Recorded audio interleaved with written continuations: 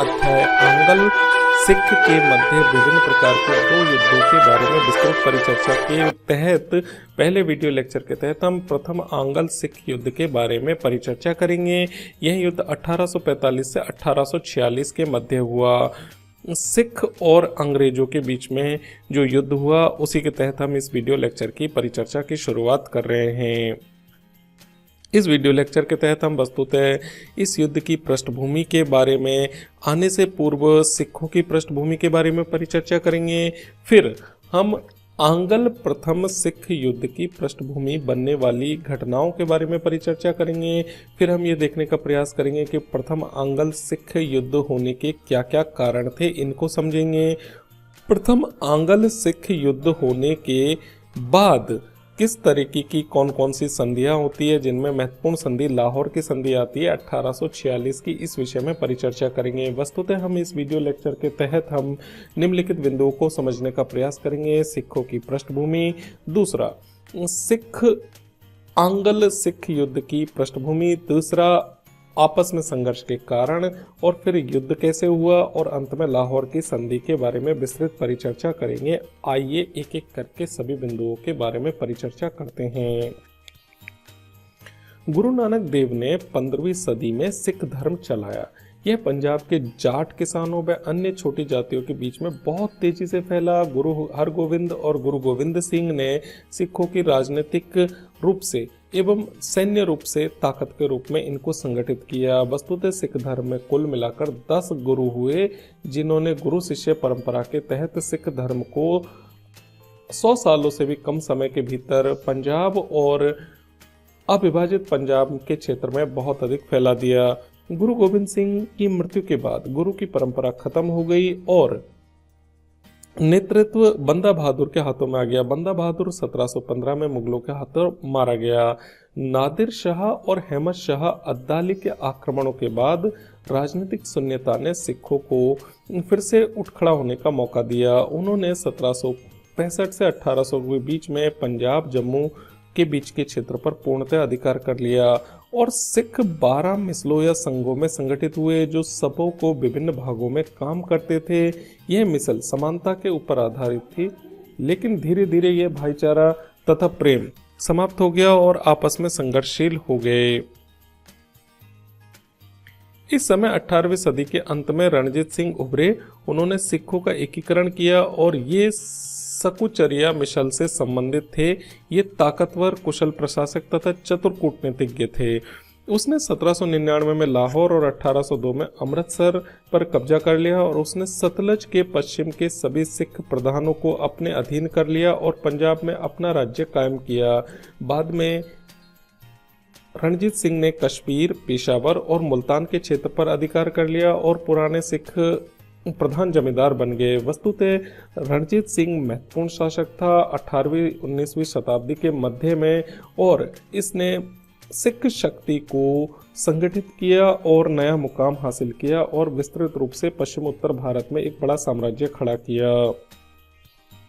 उसने मुगलों के द्वारा लागू की गई राजस्व व्यवस्था में कोई परिवर्तन नहीं किया तथा यूरोपीय शैली की शक्तिशाली सुसंगठित आधुनिक फौज तैयार की। इस फौज में गोरखा, बिहारी, पठानों, डोगरे, पंजाबी मुसलमानों सभी को उसने भर्ती किया और लाहौर में तोप बनाने के लिए आधुनिक कारखाने खोले तथा उनमें मुसलमानों को भी काम दिया। साथ ही रणजीत सिंह ने अपने मंत्रियों और अफसरों का चुनाव बहुत ही बखूबी से करते थे। योग्यता के आधार पर उनका चयन होता था, न कि धर्म और जाति के आधार पर।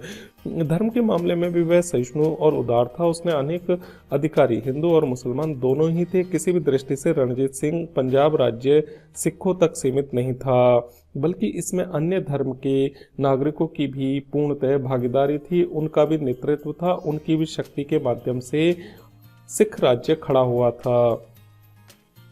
जब 1809 में अंग्रेजों ने रणजीत सिंह को सतलज पार करने से मना कर दिया और नदी के पूरब के सिख राज्यों को अपने संरक्षण में ले लिया, तब उसने चुप्पी साध ली, क्योंकि उसने महसूस किया कि अंग्रेजों का मुकाबला करने में वह सक्षम नहीं है, मगर वह इससे विदेशी खतरों को टाल कर नकार नहीं पाया। उसकी मृत्यु के बाद राज्य सत्ता के संघर्ष का शिकार हो गया। तब अंग्रेजों ने उसे आसानी से जीत लिया। आंग्ल सिख युद्ध अंग्रेजों एवं सिख के मध्य दो युद्धों को आंगल सिख युद्ध के रूप में हम जानते हैं। ये युद्ध 1845 से 1849 के मध्य लड़े गए। इन युद्धों के परिणाम स्वरूप पंजाब में सिख साम्राज्य की समाप्ति हो गई और संपूर्ण सिख क्षेत्र ब्रिटिश हुकूमत या ईस्ट इंडिया कंपनी के अंतर्गत आ गया। इसके तहत हम निम्नलिखित बिंदुओं को परिचर्चा में समझेंगे। प्रथम, आंगल सिख युद्ध की पृष्ठभूमि को समझेंगे। आंगल सिख युद्ध जो 1845 से 1846 के मध्य 1 साल तक विभिन्न घटनाओं के रूप में चला, इसको समझेंगे। द्वितीय, आंगल सिख युद्ध और इसके विभिन्न प्रकार की पृष्ठभूमि के विषय में हम अगले वीडियो लेक्चर में परिचर्चा करेंगे।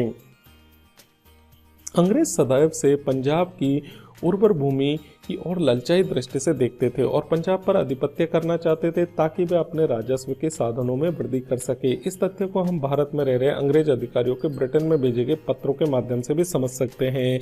जैसा कि W.F. आसवर्न ने 1838 में अपने पत्र में लिखा कि हमें रणजीत सिंह की मृत्यु के पश्चात पंजाब को तुरंत जीत लेना चाहिए और सिंध को अपनी सीमा बना लेना चाहिए। कंपनी पहले ही बहुत बड़े बड़े ऊंटों को खा चुकी है, पंजाब तो अब मच्छर के समान है, इसे हम यूं ही चबा जाएंगे। लॉर्ड एलनबरो ने भी महारानी विक्टोरिया को एक पत्र लिखा और वह लिखता है कि वह समय अब दूर नहीं जब पंजाब हमारे अधीन होगा। ऐसा नहीं है कि यह अगले वर्ष ही होगा, परंतु निश्चित रूप से अनिवार्यतः ये कुछ वर्षों में हो जाएगा। इनसे हमें पता चलता है कि अंग्रेजों की दृष्टि पंजाब एवं उसके उर्वर क्षेत्र एवं उत्तर पश्चिमी सीमाई क्षेत्र को उनके लिए सुरक्षित करने के लिए बहुत महत्वपूर्ण राज्य था और जिसे जीतने के लिए उन्होंने हर प्रकार की नीति का प्रयोग करते हुए पंजाब पर विजय प्राप्त करने का प्रयास करना चालू कर दिया। उपरोक्त तथ्यों के आधार पर यह कहा जा सकता है कि ब्रिटिश सरकार पंजाब को अपने अधीन लाना चाहती थी। वर्ष 1843 में मेजर ब्रॉडफुट की लुधियाना में कंपनी के एजेंट के रूप में नियुक्ति हुई। उसने वहां जाते ही स्थिति को और अधिक बिगाड़ दिया। उसने घोषणा की कि सतलज के पार की सभी रियासतें कंपनियों के न केवल संरक्षण में होगी अपितु महाराजा दलीप सिंह की मृत्यु के बाद ये सब जब्त हो जाएगी। वर्ष 1844 में लॉर्ड एलनबरो के उत्तराधिकार के रूप में लॉर्ड हार्डिंग, जो एक प्रख्यात सैनिक था, गवर्नर जनरल बनकर आया और उसने तुरंत सेना को सुदृढ़ करने के लिए पूर्णतः प्रयास करने प्रारंभ कर दिए। सिखों ने अंग्रेजों की इस तैयारी का केवल एक ही अर्थ निकाला कि वे आक्रमण और युद्ध चाहते हैं। आंगल सिख युद्ध के प्रारंभ होने से रानी जिंदल का भी सहयोग रहा, क्योंकि राजा रणजीत सिंह की मृत्यु के उपरांत खालसा सेना की शक्ति काफी बढ़ गई थी। खालसा अर्थात सिखों की सेना को खालसा कहा गया। रानी जिंदल कौर उस पर बहुत अधिक नियंत्रण नहीं रख पाई और सिख सेना ही अपने आप के निर्णय स्वयं पंचायत के माध्यम से लेने लग गई। अतः जिंदल कौर के हित इसी में था कि खालसा सेना हार गई तो उसकी शक्ति समाप्त हो जाएगी और यदि जीत गई तो निश्चित रूप से उसके अधीन प्रदेश आ जाएगा और रानी जिंदल की शक्ति घट जाएगी। तो वस्तुतः विभिन्न प्रकार के उच्च वर्ग के शासक एवं सेना के मध्य भी एक टकराव था। रानी जिंदल की कूटनीति। रणजीत सिंह की मृत्यु के बाद सिख सेना के अधिकारियों ने उत्तराधिकारी युद्ध में और दरबार के षड्यंत्रों में बहुत अधिक सक्रियता से भाग लेना शुरू कर दिया। उनकी शक्ति और निरंतर एक दूसरे के ऊपर प्रतिद्वंद्विता इतनी बढ़ गई कि शासन और राज परिवार के लोग उनसे आतंकित हो गए। उन्हें नियंत्रित करना रानी जिंदल एवं सिख परिवार के सामर्थ्य से भी भार हो गया था। इसीलिए रानी जिंदल ने लाल सिंह और सरदार सिंह और गुलाब सिंह तथा सेनापति तेज सिंह ने सेना को अंग्रेजों के युद्ध के लिए भड़काना प्रारंभ कर दिया। पंजाब में इस समय अराजकता भी फैल गई थी, जो सिख युद्ध का आंगल सिख युद्ध का एक बड़ा कारण था। रणजीत सिंह की मृत्यु के बाद उत्तराधिकारी के युद्ध और संघर्ष ने पंजाब में अराजकता और अव्यवस्था उत्पन्न कर दी थी। सिख और डोगरा सरदारों में परस्पर मतभेद और गहरे हो गए और अपनी स्वार्थ सिद्धि के लिए हत्या, षड्यंत्र, कुचक्रों में फंसते चले गए। इसका लाभ पंजाब में विजय करने के लिए अंग्रेजों ने उठाया और उन्होंने राज सिंहासन के प्रतिद्वंदी दावेदारों और स्वार्थी अधिकारियों के साथ षड्यंत्र हत्याओं में सक्रिय रूप से भाग लेना प्रारंभ कर दिया। एक अन्य कारण जो सर्वाधिक महत्वपूर्ण कारण था कि अंग्रेज बहुत अधिक महत्वाकांक्षी था, जिसका जिक्र हम विभिन्न प्रकार के लेटरों के माध्यम से 4 स्लाइड पहले कर चुके हैं। रणजीत सिंह की मृत्यु के बाद पंजाब में व्याप्त उत्तराधिकारी के युद्ध और राजनीतिक अस्थिरता का लाभ अंग्रेज उठाना चाहते थे। इससे उनकी पंजाब विजय की महत्वाकांक्षा बढ़ गई और उन्होंने सिख सरदारों को अपनी ओर मिलाने के लिए षड्यंत्र भी आरंभ नहीं किए, अपितु पंजाब में आक्रमण करने के लिए सैनिक तैयारी भी कर ली थी। अब आते हैं हम महत्वपूर्ण रूप से कि आखिरकार ऐसी कौन सी घटना थी जिसके कारण यह युद्ध 1545-46 में घटित ही हो गया, अर्थात इसे हम कहते हैं कि तात्कालिक कारण क्या था। मेजर ब्रूडफुट ने सिख सेनापति तेज सिंह और गुलाब सिंह को सिख सेना लेकर अंग्रेजों की ओर बढ़ने के लिए उकसाया।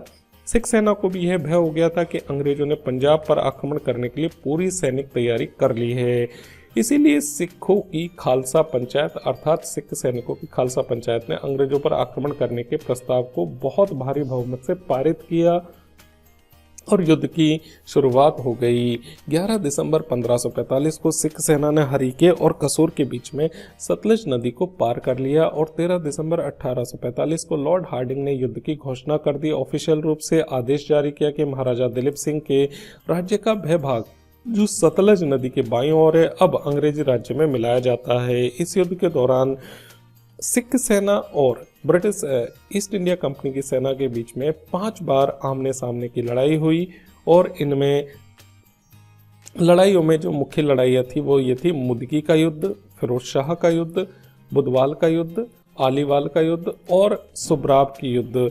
निर्णायक रूप से 10 फरवरी 1846 को सिख सेना के प्रधान सेनापति लाल सिंह एवं तेज सिंह के विश्वासघात के कारण युद्ध में सिखों की हार हुई और युद्ध के उपरांत लाहौर की संधि हुई। यह लाहौर की संधि दिलीप सिंह और अंग्रेजों के बीच में हुई थी। वस्तुतः सिख सेना की हार के पीछे कारण उनके आपसी मतभेद एवं उच्च स्तर के सैन्य कमांडर से लेकर शासक वर्ग के मध्य आपसी प्रतिस्पर्धा एवं विभिन्न प्रकार के गुटों में विभाजन एक बड़ा कारण था। साथ ही एक कारण यह भी था कि उनका मुकाबला तात्कालिक रूप से बहुत संगठित, विकसित, अनुशासित एवं नियमबद्ध तरीके से वेतन पर संचालित होने वाली और युद्ध प्रबंधन एवं कौशल एवं तकनीक से सुसज्जित अंग्रेजी सेना से था, जिसके सामने उनको हारना लगभग निश्चित ही था। सिखों की पराजय के बाद अंग्रेजों और सिखों के मध्य लाहौर की संधि हुई। 9 मार्च 1846 को सतलज नदी के पूर्व का संपूर्ण प्रदेश एवं जलंधर, दोआब तथा हजारी का प्रदेश अंग्रेजों को प्राप्त हो गया। महाराजा दिलीप सिंह ने व्यास सतलज नदी के बीच की भूमि के सभी दुर्गों को, पर्वतों को एवं भूभाग पर अपना अधिकार हटा लिया था। अवयस्क दिलीप सिंह को सिखों का महाराजा एवं उसकी महारानी उसकी माता रानी जिंदल को उसकी संरक्षिका और लाल सिंह को दिलीप सिंह का मंत्री मान लिया गया। युद्ध की क्षतिपूर्ति के लिए सिख दरबार को 1 करोड़ रुपए अंग्रेजों को देना निश्चित हुआ। इस पर राजकोष में केवल 50,000 रुपए ही शेष रह गए। इसीलिए यह निश्चित हुआ कि शेष धन के बदले से सिख दरबार में मीर और व्यास नदी के बीच के पहाड़ का क्षेत्र अंग्रेजों को दे देंगे। अंग्रेजों ने इस क्षेत्र के भूभाग को 1 करोड़ रुपए में गुलाब सिंह को बेच दिया। बाद में रियासत के लिए 75 लाख रुपए की राशि निश्चित कर दी गई। विद्रोही सैनिक हटा लिए गए और सिख सैनिकों की संख्या भी घटाकर 12,000 अश्वारोही और 25 पैदल बटालियन कर दी गई और सिखों के द्वारा प्रयुक्त सभी छोटी बड़ी तोपें भी अंग्रेज सैन्य अधिकारियों के अधिकार में आ गई। सिख दरबार और सेना में किसी भी विदेशी की नियुक्ति नहीं की जाएगी। अंग्रेजी सेना को पंजाब में आने जाने का पूर्ण अधिकार होगा। लाहौर में 1 वर्ष तक अंग्रेजी सेना रहेगी और लाहौर में सिख दरबार में हेनरी लॉरेंस को अंग्रेजी रेजिडेंट नियुक्त किया गया। अंग्रेजों ने सिख राज्य के आंतरिक मामलों में हस्तक्षेप नहीं करने का पूर्णतः आश्वासन भी दे दिया था। इस तरीके से हम देखते हैं कि लाहौर की संधि तो ऐसी संधि थी जिसने पूरी तरीके से सिख राज्य को बंदी बनाकर ब्रिटिश ईस्ट इंडिया कंपनी के अधीन कर दिया था। वस्तुतः हमने इस वीडियो लेक्चर के तहत सिख धर्म एवं उसके उदय की पृष्ठभूमि को समझते हुए 18वीं सदी के प्रारंभ में, 18वीं सदी के अंत में एवं 19वीं सदी के प्रारंभ में सिख राज्य का रणजीत सिंह के नेतृत्व में उदय के बारे में परिचर्चा की। फिर हमने अंत में यह समझने का प्रयास किया कि रणजीत सिंह की मृत्यु के बाद कैसे सिख राज्य विभिन्न प्रकार के गुटबाजी, दरबारी से लेकर सैन्य स्तर पर विभाजित होता चला गया और इस विभाजित शक्ति को खत्म करना ब्रिटिश ईस्ट इंडिया कंपनी के लिए बहुत आसान था और उसने 1845 से 1846 के बीच में विभिन्न प्रकार की 5 लड़ाइयों में सिख साम्राज्य को समाप्त किया एवं लाहौर की संधि के माध्यम से लगभग पूर्णतः अधिकार कर लिया था। हालांकि ऑफिशियल रूप से पूर्णतः अधिकार एवं सिख राज्य के ऊपर पूर्णतः ब्रिटिश ईस्ट इंडिया कंपनी के कब्जे के लिए दूसरा युद्ध भी होना बाकी था और इस युद्ध के बारे में हम परिचर्चा नेक्स्ट वीडियो लेक्चर में